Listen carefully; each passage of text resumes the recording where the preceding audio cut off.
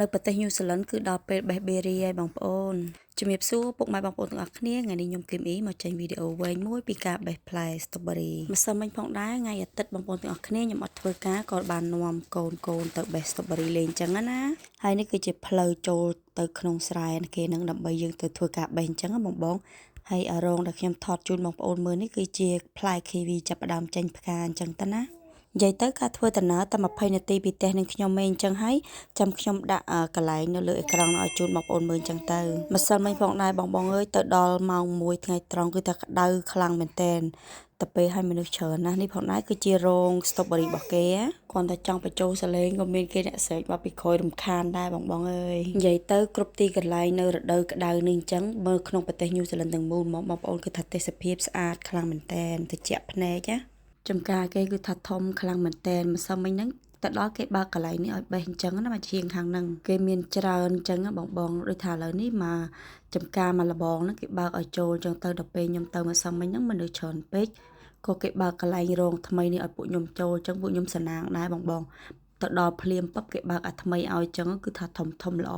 តែគ្រាន់តែជាក់ស្ដែងវិញកូនខ្ញុំអត់បានមើលងាកផ្លែតទៅគេបេះទូចមកឡើងចង់មកកាតោទៅពេលយើងឃើញតន់ទៅបានចាប់ខោឲ្យបេះអាធំវិញអញ្ចឹងទៅណាយើងយកតែអាធំឲ្យទុំឡើងក្រហមគឺថាផ្អែមអត់មានជាតិជូរហ្មងតែជាក់ស្ដែងនៅផ្ទះរបស់ខ្ញុំផ្ទាល់ហ្មងគឺថាមានដើមស្ទ្រូប៊េរីដែរហ្នឹងតែគ្រាន់តែនេះយើងយកកូនទៅបេះដើម្បីសប្បាយកំសាន្តអញ្ចឹងណាគ្រាន់ថាបើទិញនៅផ្សារទំនើបថោកជាងហើយតិចស្រួលទៀតទៅបេះអញ្ចេះក្តៅហើយថ្លៃជាងទៀតណាទៅបេះខ្លួនឯងហើយក្តៅហើយគឺថាថ្លៃជាងតម្លៃទីផ្សារនៅនេះផងដែរគេលក់1គីឡូ$24ពេលដែលយើងបេះខ្លួនឯងអញ្ចឹងណាចុះនៅខាងបងប្អូនតំបន់ផ្សេងអីគេលក់មិនវិញនៅនេះគេលក់ខ្លឹងគីឡូអញ្ចឹងឯងនិយាយទៅគេថាពីចាស់លោកពលថាបើសិនណាជាសរសើរអបអាប់ខឹងខ្ញុំឃើញបានខមមិននឹងហើយនិយាយថាពីដេកញញឹមហ្មងណាមិនចូលតែគ្រាន់តែបើប្រអាប់ខឹងដែរហ្នឹងណាអញ្ចឹងឲ្យជួយទៅសើខ្ញុំម្នាក់មួយទៅនិយាយទៅឥឡូវហ្នឹងថ្ងៃអាទិត្យមួយថ្ងៃចេះតែឆ្លៀតនាំកូនដើរលេងអញ្ចឹងណាបងប្អូនព្រោះគិតទៅពេលវេលាពិតជាដើរលឿនខ្លាំងមែនតែនថ្មិចបើកូនស្រីធំមកខ្ញុំឡើងអាយុ10ឆ្នាំឡើងចង់ប៉ិនខ្ញុំបាត់ទៅពេលអញ្ចឹងហើយនឹកថាខាននាំគាត់មកបេះស្ទ្រូប៊េរីឡើង2-3ឆ្នាំព្រោះដោយសារនៅផ្ទះខ្លួនឯងមានដើមស្ទ្រូប៊េរីតែឥឡូវហ្នឹងត្រូវតែឆ្លៀតនាំគាត់ដើរលេងបន្តិចបន្តួចអញ្ចឹងទៅគឺថា